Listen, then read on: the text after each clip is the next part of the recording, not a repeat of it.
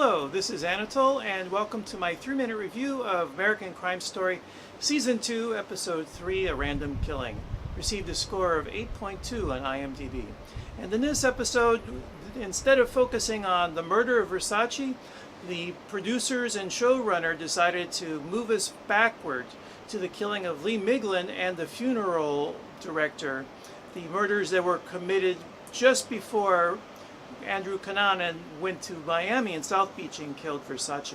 And by doing this, it changed the focus of the show. Instead of being a cat and mouse show, a cat and mouse plot, it became a procedural and a psychological study. So the procedural part was Cunanan luring the victim of Miglin into his death, his murder. And also the procedural was the steps that the Chicago Police Department took to try to capture Cunanan after the death of Miglin and the mystery over who killed Miglin. The psychological study, the character study, was the impact that this murder had on Lee Miglin's family, principally his wife, played by Judith Light, and the name of the wife was Marilyn Miglin. And then also the impulses that drew Miglin into the orbit of Cunanan, mainly his homosexuality and the conflict that he felt. And the theme of the episode has to do with appearance, because not Judith Light, that's the actress. Marilyn Miglin makes her fortune on the Home Shopping Network selling beauty products. And so for her, appearance is all important.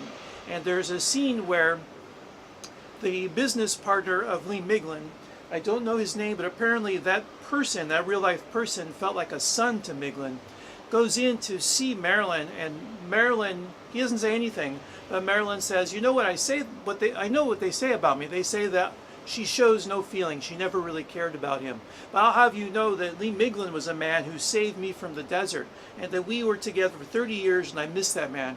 And then after talking about how she's strong and people think of her as someone who can't break down, she does break down, but when she does, it becomes grotesque because her eyes get all smeared with the makeup.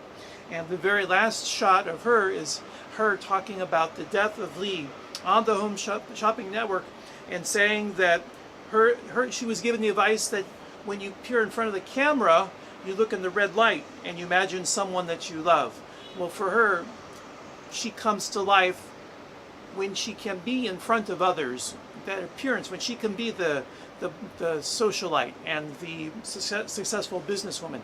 The tragedy for her life was that Lee would never be able to reciprocate that, and that with him gone, everything becomes a facade for her.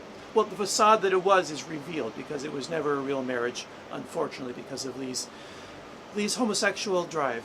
And that's all. So I hope that you enjoyed the episode as much as I did, and that you'll join me again for my review of episode 4. That's all for now. Take care and be well.